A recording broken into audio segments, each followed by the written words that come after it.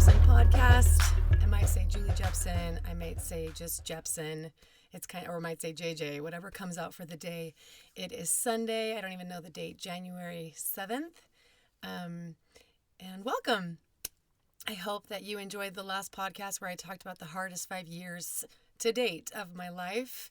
And I realized that I forgot to talk about a few things that were huge during those 5 years that I left out. I think I've just blocked them from my memory, but one of them was like after the tonsillectomies, after all the tubes, during that time, Treyu, who at the time was 3, he didn't have tubes. He didn't have the tonsillectomy. I was like, yeah, hallelujah, brother. He's the only one that's not having a problem. But he was developing this horrible rash on his leg. And I was like, what is happening? And earlier I had taken him into the doctor and he had strep throat, surprise, surprise. And so they gave him, sometimes I prefer just to give him the Rocephin shot, which is just like a one and done, get her done, instead of like a 10-day antibiotic, because when my kids are on antibiotics, especially ceftonir, they develop C. diff, which is Clostridium difficile. I don't even know how you say it, but it's a horrible, horrible gastric problem that can be fatal, and turn into colitis and just tear your insides apart. So Xander has had that twice. Kenya has had that. And so I was trying to prevent that for Treyu and gave him the Rocephin shot in his quad, which is an antibiotic, which just, goes right into the bloodstream and takes care of the strep. But what we didn't know at the time was that he didn't have strep, and that there's another nasty virus that takes the shape, that can mask itself as strep. And he developed this horrible rash on his leg. We didn't put 2 and 2 together. The doctors had to get second opinions because his leg was red, raw, and rock hard, and we did not know why.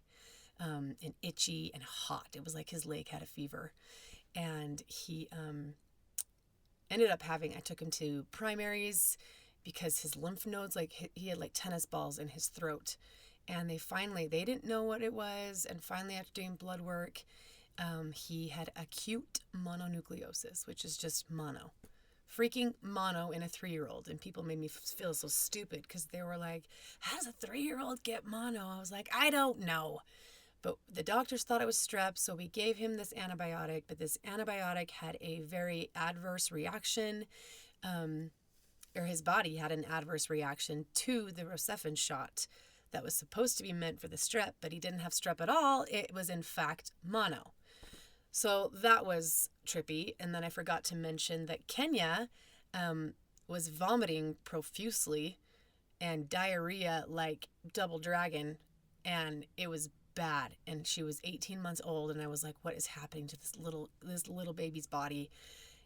Just again shredding her insides apart. So I ended up taking her to primaries because she was so dehydrated, and she tested positive for rotavirus. I was like, what the heck?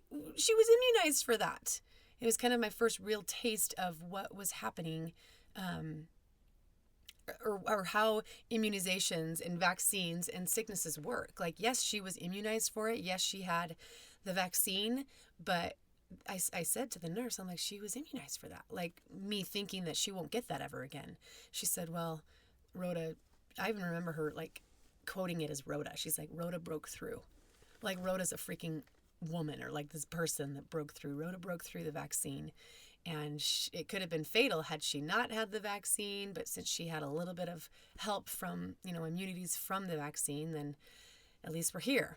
So then there was that. And then I forgot to mention, of course, my awful wrist break. But that is a podcast in and of itself, and it's probably a 3-part session. Oh my goodness. So just some things to add to the most horrible 5 years of my life was the rotavirus, the mononucleosis in my babies, and then my wrist injury. So let's just get that out of the way. Today, 5 minutes later, I want to talk about a gritty mama. This is a gritty mama edition of the podcast where I bring in women who I admire and love and revere, and This one happens to be an ancestor, and there's a connection to her, and I will explain that a little bit later, but she is full of grit after reading more about her life. And again, in this podcast, I want to share about these people, these inspirational women, so that they can be documented verbally for me and for my posterity to be able to listen. If this book is, long gone by the time my kids have kids, and, you can't hold on to this stuff forever. So without further ado, let me introduce you to Stella. Stella was born May 7th of 1894. In 1894, that's a long time ago. So Stella was my great-grandmother. And just to give you a little bit of information about her kind of history, and some of you might know where I'm going with this, but Stella wrote this in her own words. She says, "I was born into this world a little cripple girl." She spelled it Criple. "I was born into this world a little cripple girl, May 7th of 1894, to Elizabeth Arletta Smith Hutchings and Shepherd Chester Hutchings of Springville, Utah. My father was a farmer and my mother a wonderful housewife. They had 9 children. There's one connection. I have 8, but Lula, myself, Blanche, Willis, Earl, Priel, Jesse, Edward, and Rowena. We were all born in Springville, Utah. Getting back to the story of my life, I couldn't do things like the other girls could do because I couldn't walk. My feet was turned backward and over on the sides. My wonderful parents had them operated on, which I am so thankful for. I would have never had the wonderful husband I had or my lovely children, which I find interesting because she thinks that because she was a cripple, she must have thought she never would have gotten married. She never would have been able to be married or have kids because she had crippled feet. I would have never had the wonderful husband I had or my lovely children. Isn't that interesting how things have progressed? My dad's an amputee, and he was worried about the same thing. Who was going to want to marry, an amputee? Bonnie Bolt, my mom. Dr. Robinson of Provo did the operation when I was a little girl. My feet and legs were in casts for so long that my legs didn't develop like they should. Then I had crutches for so many years, but I had a lot of fun on these crutches. I remember a wide ditch that ran at the back of our place, and I would put my crutches in the center of it and would jump over it. And my mother would look at me to stop doing it, but it was fun. That reminds me of the movie Tremors. Me and my sisters love the movie Tremors with Kevin Bacon. When they're on the big boulders and they get their stick and they're not pole vaulting. Is it pole vaulting? And they're going from boulder to boulder. She was doing the same thing with her crutches that Kevin Bacon was doing to escape the tremors, the big monsters that are coming under the earth. So if you could answer right now, I know what all of you, or most of you, if you have followed long enough to my history, would know what Stella suffered from. Stella's condition was called, drumroll please, club feet. Even in her condition, she still had to do her share of the work every day around the farm. She would hoe beets and had to wash and put the clothes through the wringer each day. Once, when Stella's sister Blanche came downstairs wearing Stella's new dress to go out on a date, Stella made her go back upstairs and take her dress off. It's funny what they think is important and what they write about. Stella was a very hard and meticulous worker. Her home and yard were immaculate. Once, while canning tomatoes, Stella took a bottle out of the hot bath canner and went to screw on the lid.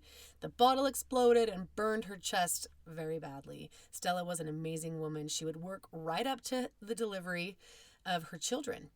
Once she was painting the house and she told the children to go get the doctor because the baby was coming. She then went in the house, had one pain, probably one contraction, and the baby was there. That reminds me of when I was teaching spinning for a long time. I taught spinning for 15 years at the sports mall. And I taught a 5:30 a.m. class, and I could not get anybody to sub that class for me because it was at the butt crack of dawn, 5:30 a.m., right? So I taught a spinning class the day before I delivered. I couldn't even reach the handlebars because my belly was in the way, but I did it. And I couldn't find a sub because nobody wanted to teach it, but I must have been subconsciously channeling great-grandmother Stella. She never went to the hospital for any of her children, to have any of the children. She was a primary teacher. Later in her life, she did a lot of temple work. This is my favorite line about her. Her family asked her why she never remarried after Grandpa passed away. And she would say, are you ready for this? I'm not going to take care of somebody else's old man. Even though her life was hard, she had some things that were easier for her than the rest of the world. She died peacefully in her sleep at home, where she had borne all of those children, still capable of total independent living, which is the way she would have it. So I am connected to her with the fact that she had so many children, the fact that she had unmedicated babies, the fact that she didn't want to take care of anybody else's old man. And I hope I get to die peacefully in my sleep. And the other thing that we have what's the word I'm looking for? That we share, the things that we like, are that she loved ice cream. Loved it. She I'm just looking at some pictures over here that I will attach, but she was a powerful woman, and I'm proud to call her my ancestor. But I wanted to tell you one of the stories about her when she was delivering one of her babies. She had, the 1918 flu pandemic had come around, and it had killed, I think, 20 million people globally. And it's interesting because in 1997, they had saved an 80-year-old specimen of the virus, and it turned out that it originated in pigs, in American pigs. Something about how birds infect the pig with a virus, and the pig has to genetically change or genetically mutate or something, which then creates and causes a virus that is lethal and fatal for humans. Correct me if I'm wrong. I am no doctor. That's just something like that I read. But so the war is going on. Is it the war? Yes, there is the war, World War I, as well as the Spanish flu of 1918. And Stella was shopping in downtown Springville, and the deadly flu hit her. So she has contracted the Spanish flu of 1918. She was so ill that she crawled on her hands and knees 2 blocks to get home. She crawled on her hands and knees. You guys, this reminds me of when I was in my mission in Paraguay and I had my first kidney stone. And I was hurting so bad. We had no phones. We had no car. We had no bikes. I crawled. I didn't really crawl on my hands and knees, but I was bent over like I was bent in half, curled up in a ball as I walked like this to my leader's house so that I could use the phone that they had to call a doctor to come and help me through this horrible kidney stone experience. And it was at 3 a.m, so I feel for her crawling on her hands and her knees to get home. She was living with her parents at this time, and Stella was in her last trimester, let's just add insult to injury, of pregnancy. The doctor was sent for because Stella had gone into labor. The baby was born with the flu the next day, December 8th, 1918, at 7:40 a.m. It was recorded from Stella that the doctor said, "Put him over in the corner, he won't last very long." Keith survived because of Stella's excellent care. Every night she would bathe him on the kitchen table. She would put powder on him, rub him down, and put Vaseline on his eyebrows and his eyelashes. So Keith happens to be my grandfather, my mom's dad. And I guess he was known for his extremely long eyelashes, and everybody says that it was because of the Vaseline that she just bathed him in. So my grandfather, Keith Bolt, was born, and I believe it's Joseph Keith Bolt was his full name. So he is my grandpa, son of Stella. Stella had the club feet. Keith wasn't supposed to survive. They said, put him over in the corner. He's not going to make it. He's got the flu. They just kind of discarded him. But a mother's love and tender loving care saved him. And one quick funny story about grandfather Keith. Okay, you guys, this is hilarious. He, in 1922, September of 1922, so he's 4 years old, a laxative company left a sample of chocolate-flavored laxatives on every door handle, every doorknob in the neighborhood. And Keith thought, of course, at 4 years old, what did he think it was? He thought it was candy, and he ate a whole block of it.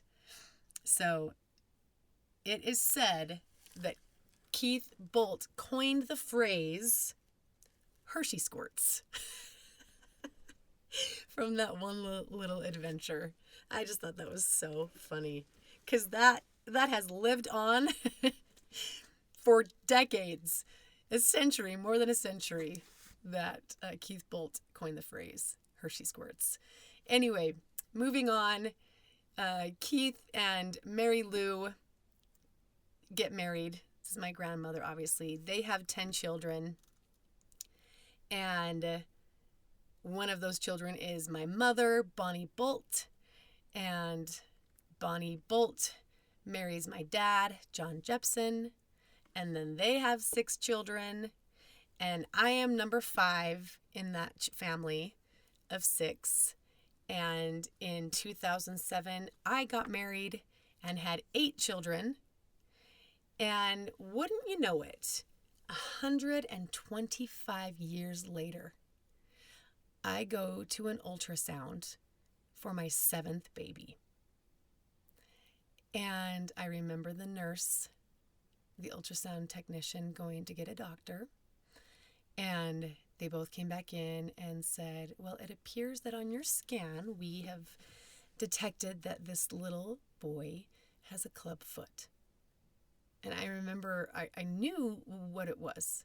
I knew that it was a foot that was like bent backwards like this. I think my first question was, is it clubbed foot or club foot?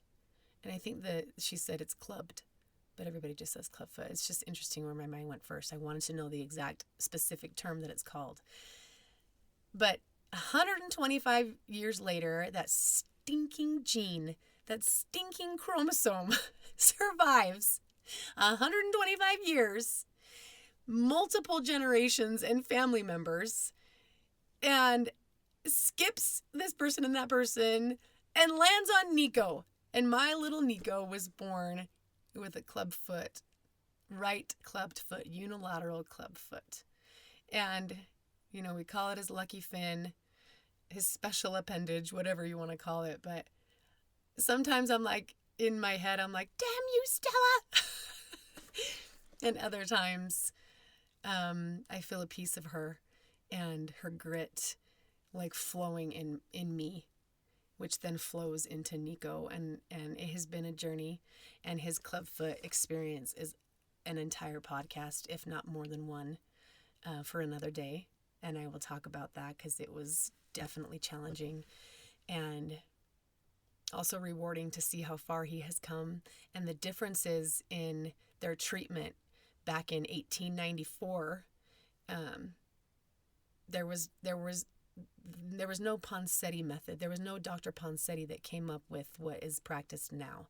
It was have club feet and have surgery later as a kid, use crutches. You can't run, walk, do any of the things that other kids are doing, and you're called a cripple. And in today's world, there's a Shriners Hospital. And there are orthopedic surgeons and orthopedic doctors who can change the shape of a child's foot so they can walk on it, run on it, and play like a normal, regular kid. So I'm so thankful for the example of Stella, that she fought through it, that she didn't let it get the best of her, and she allowed it to make her stronger.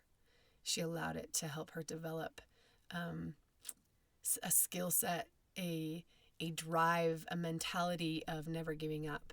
And I hope that I can instill that in my little Nico, my little clubfoot cutie, as they're called. So thank you for listening.